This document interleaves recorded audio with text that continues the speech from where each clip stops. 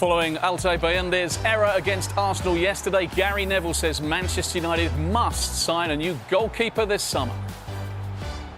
And it's really unsettling when you haven't got a dominant number one who's 6'2", who's dominant in the air, who owns his 6-yard box, who they do need to find a goalkeeper.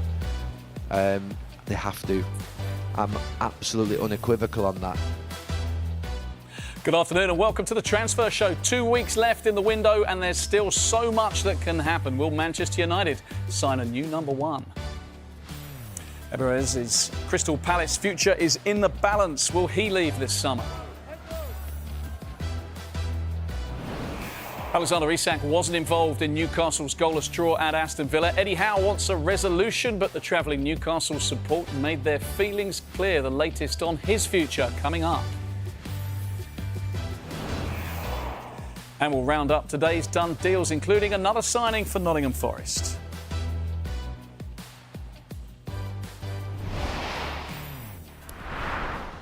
But we start with Manchester United, and it could be a busy fortnight for the Old Trafford hierarchy as they look to strengthen their squad before the transfer deadline on September the 1st. A new season began with a promising performance, but a narrow defeat as an error from standing goalkeeper Altay Bayındı allowed Arsenal to pinch a 1-0 win. We'll get to these two in a minute. After the game, Gary Neville was adamant they must sign a new goalkeeper.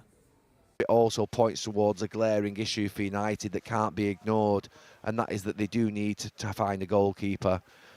They have to. I'm absolutely unequivocal on that, because I had experience at United for 20 years where there were two big periods of 7 or 8 years with Schmeichel and Van der Sar, and then in between we had 7 or 8 goalkeepers in a sort of 6, 7, 8 year period. And it's really unsettling when you haven't got a dominant number one who's 6'2", who's dominant in the air, who owns his 6-yard box, who comes and punches everything, who makes a lot of saves and one-on-one and saves your points when your defenders make mistakes. Well, Darmish and Carve are here. Strong comments then, Darms. So will they get involved? It's easier said than done. It's going to be really difficult in the final 2 weeks for Manchester United to recruit a new goalkeeper. I think there was talk earlier in the transfer window that Manchester United could go in for a goalkeeper amid, like, a lot of rumours about Andre Onana's future. But then Andre Onana actually got injured in pre-season and he was set to be out for 4 to 6 weeks. So any kind of move during the transfer window and the early part of the window was going to be completely ruled out. And then, publicly at least, Ruben Amorim, before and after the game against Arsenal, has publicly said that he is happy with his goalkeeping department. He's happy with the 3 keepers that he's got there in Tom Heaton, Altay Bayındı and Andre Onana. And there was that talk, because he picked Bayındı, was Onana dropped because Onana was fit? He insists it wasn't a dropping at all. He basically said he was fit, but he's hardly trained as compared to the other goalkeepers. He's hardly had any game time compared to the other 2 goalkeepers. And so he made that choice to choose Bayındı over Onana. Now, if an offer was to come in for Onana, there hasn't been one yet, but if there was, then maybe the landscape can change. But as I mentioned to you, 2 weeks today is deadline day. This is not going to be very easy to do, both in and out. Yeah, Donnarumma, of course, one of the best goalkeepers in world football. He's available, Carve. Surely there are multiple Premier League clubs interested in this man. I think they may be interested in him, but there has been no contact between, for instance, Manchester United or Manchester City and Donnarumma's representatives. I think what needs to happen is, for instance, Manchester City would need to sell a goalkeeper before they were to make a move for somebody like Donnarumma, and it's the same situation at Manchester United. So yes, he's arguably the best goalkeeper in the world at the moment. He is available, but I think if you're talking about the possibility of him going to City or Manchester United, at least one goalkeeper would have to leave those clubs before they would make a move for Donnarumma. And there's been no contact. Obviously, there have been lots of stories. We know there is interest because, of course, there's going to be interest in a goalkeeper like Donnarumma. But don't forget, PSG would still want big money to sell him, even though he's only got a year left on his contract, and he is on big wages as well. I think that one other thing to say about Donnarumma as well, I think there might be a bit of brinkmanship between PSG and Donnarumma the later we get in this transfer window, because on the one side, PSG know he has to play. because it's the World Cup next summer. He wants to be playing regular first-team football ahead of Italy's participation in the World Cup. And he's not going to do that with them. Well, no, because they brought in a new goalkeeper in Lucas Chevalier, and he's their #1 goalkeeper.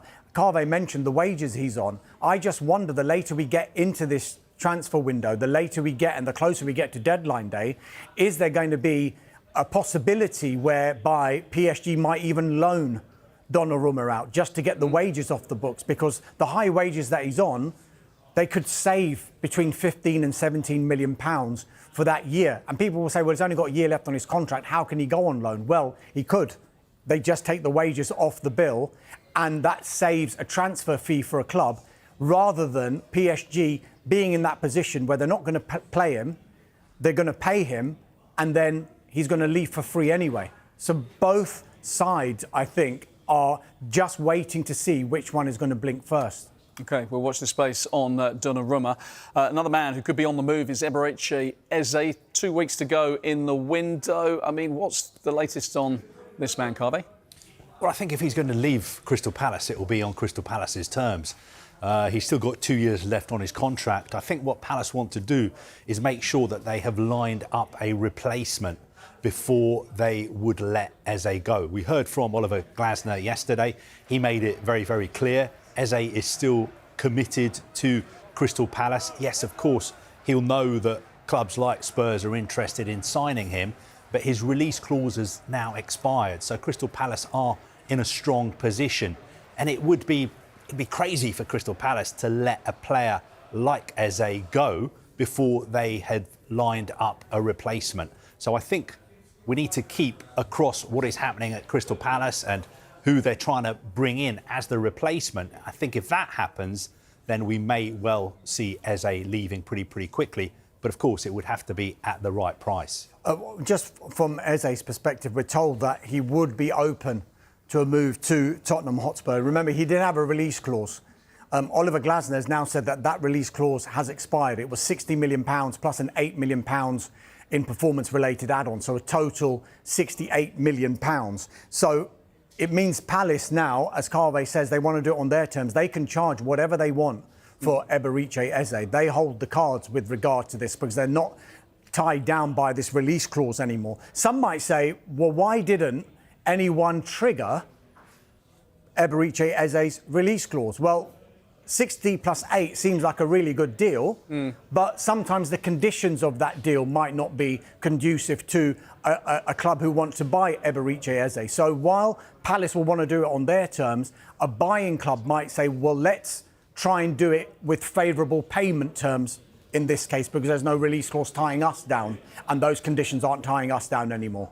Before we get to the replacements, I was just wondering about the way he conducted himself against Chelsea. He looks like he's been the consummate pro in all of this. We've seen some players down tools, not this man. No, not at all. He hasn't agitated at all. He knows he's a Crystal Palace player. They're paying his wages. He will train. He played in the Community Shield. And Oliver Glasner was saying as recently as Friday, he's in the squad at the moment for the Chelsea game. There was all that talk that came out on Saturday and Sunday morning that he wasn't going to be involved for the Chelsea game. We soon found out that that wasn't the case, that he was travelling to Chelsea and he was going to be part of that squad, and not only that, start the game as well. And also, historically, it's always been quite difficult to buy players from Crystal Palace.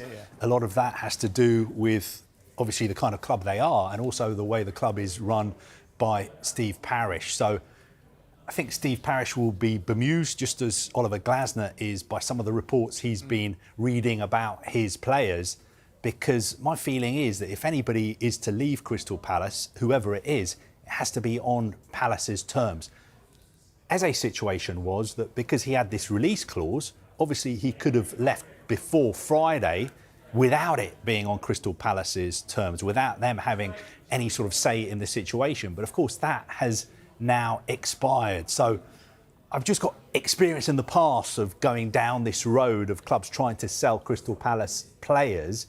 And although the direction of travel may be that the players are leaving Crystal Palace, you always have to deal with Steve Parish. And he is a tough negotiator. So if I was a Tottenham supporter, I would be you know, I mean, supporters normally are a bit worried when it comes to transfers because you never know what is going to happen. But just because Tottenham want him, it doesn't mean that they're definitely going to get him. I think there are a few obstacles to clear before the move happens. Yeah, tough negotiating, Steve Parish. We saw that with Marc Guehi, who we'll get to in due course. But staying with this man, Darms, Spurs or nothing?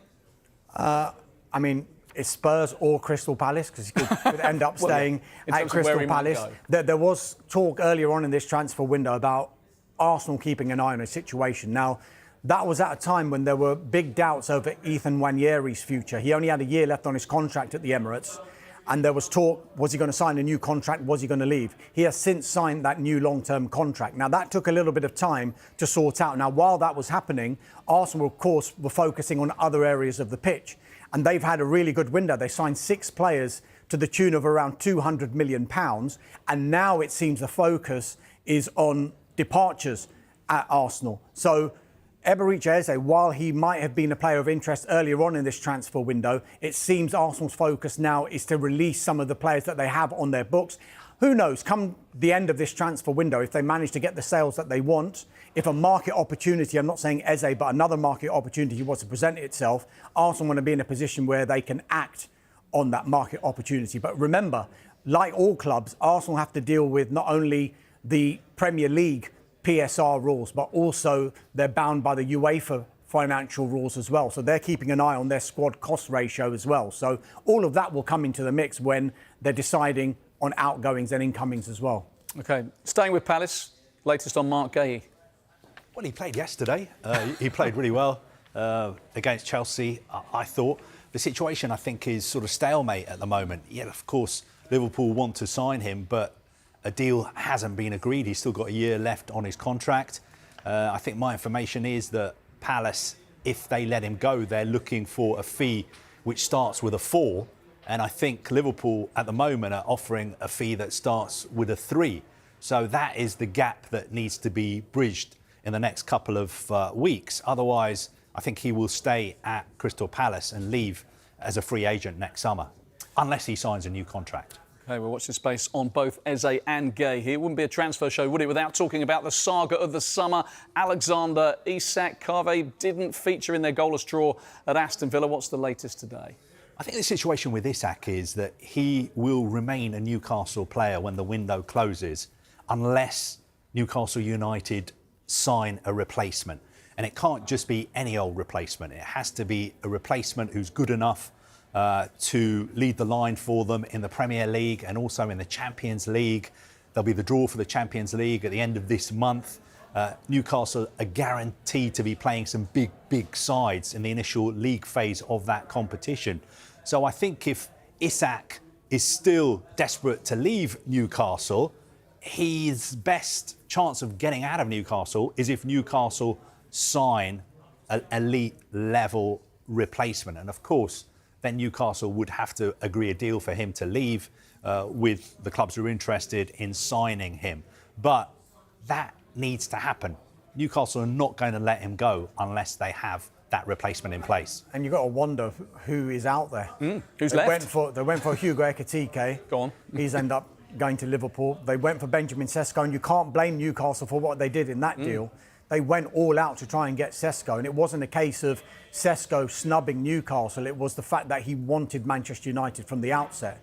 So they can't really be blamed for that. But then who's left now? There's been talk of Ollie Watkins, but if Aston Villa were to do any business on Ollie Watkins, they then would need to bring in a replacement. Nicholas Jackson is another one who, on paper, would probably be the most straightforward deal to do if they can stump up the cash, because Chelsea aren't going to let him go on the cheap. But his game time is going to be limited. He's not featuring for Chelsea at the moment. He says he wants to explore his options. One player that they are looking to bring in, not necessarily as a replacement for Alexander Isak, is Yoane Wissa. Now, this is another saga that has continued throughout the summer. He doesn't want to play for Brentford anymore. He didn't feature for them over the weekend. There's an expectation that Newcastle United will approach Brentford again over the player, but it seems like he's going to be a replacement for Callum Wilson rather than Alexander Isak. An interesting development today was on Yoane Wissa's Instagram page. Now, he's removed any association with Brentford. He hasn't got a picture of himself on his page anymore. And all of these pictures now in his social media file, they don't contain anything associated with Brentford. This is starting to get a little bit unsavoury. He doesn't want to play for them again, but Newcastle United are going to have to stump up the cash because Brentford aren't going to let him go on the cheap. OK, great stuff they could have done with him at the weekend. Thank you, gentlemen. Now, coming up after the break, we'll have the latest on Jadon Sancho and Rasmus Højlund. Plus, could a Premier League favourite be on his way back to England?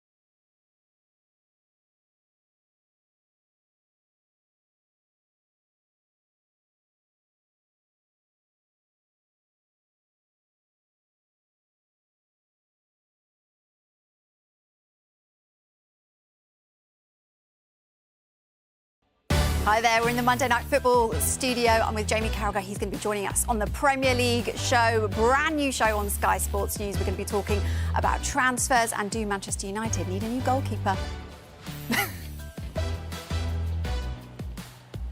That should be good, that. Welcome back. News of a done deal today at Nottingham Forest on a Carly Mwendo. What can you tell us about him? I'm excited about this one.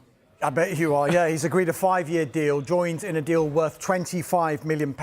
Third player to join in a matter of a few days following they actually paraded, I think, Omari Hutchinson and James McAtee, didn't they, before the Brentford game.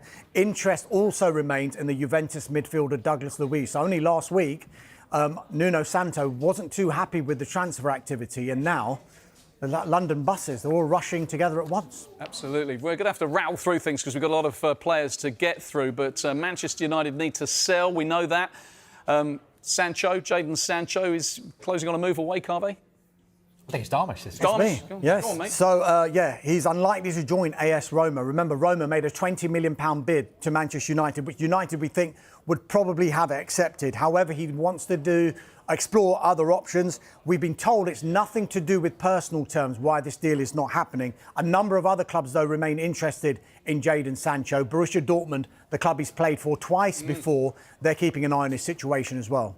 Yeah, it's a good fit for him, that, isn't it? How about Rasmus Højlund? Well, he remains open to a move to AC Milan. Now, we do know that AC Milan are interested. They want to do a loan with an option. At the moment, Manchester United would want some sort of permanent element attached to that deal if Højlund was to leave. Now, he was left out of the squad altogether for the defeat against Arsenal at Old Trafford on Sunday. However, Ruben Amorim significantly hasn't totally ruled out Højlund staying at Manchester United. He was asked the question about why he was left out of the squad. He said he has to fight for his place. We'll see what's going to happen. But he has the same characteristics as Benjamin Sesko. So sometimes we need to choose. But we haven't heard the last of Højlund in this window, I don't think. OK, watch this space on this one. Another potential outgoing at Manchester United is, of course, Alejandro Garnacho. Carve, busy couple of weeks in and out at Stamford Bridge. What can you tell us? Well, look, they still want to sign Garnacho. They want to sign Xavi Simons as well. But Chelsea need to sell players. Players need to leave before Chelsea can complete deals for those two players. Players who could leave, of course, somebody like Christopher Nkunku. Chelsea in talks with Bayern Munich about selling him. Bayern Munich being clever. I think they've been trying to sort of put in low ball offers, take him on loan. But Chelsea need him to leave on a permanent deal, and they still value him at around £43 million. But I think the issue Chelsea have got is when clubs know that a player is almost surplus to requirements or doesn't have a future at his club, then of course they're not going to pay over the odds for that player. That is what is happening to Chelsea, and of course that's something that Chelsea are doing to other clubs as well, because somebody like Garnacho, they don't want to pay over the odds for him. So I think that is one that could happen maybe a little bit closer to the deadline. OK, one deal that is moving close to completion is Ben Doak. He's on his way to Bournemouth. Yeah, he's going to sign a 5-year contract, leaving Liverpool in a deal worth around £25 million. I think his medical has been completed. Good move for him because he will get regular game time in the Premier League. Also, you have to say good move for Liverpool. I know a lot has been made about how much Liverpool have spent in the transfer market, but if this deal goes through, I think Liverpool will have raised around £200 million from selling players this summer. OK, great stuff. We have got a little bit of breaking news to bring you. This is from Tottenham, who are delighted to announce that Christian Romero has signed a new long-term contract with the club. Remember, Thomas Frank made him captain, didn't he? And he scored at the weekend, so all things rosy in his world. And he has signed a new deal. It runs until 2029, a new 4-year contract. And you guys were going, wow, at that. That is good news for Tottenham. Yeah, very good news. I mean, he's the captain, and also he'd been linked for a long time with a move to Atletico Madrid. We know that Diego Simeone at Atletico is a big fan of his, really wanted him to move to La Liga.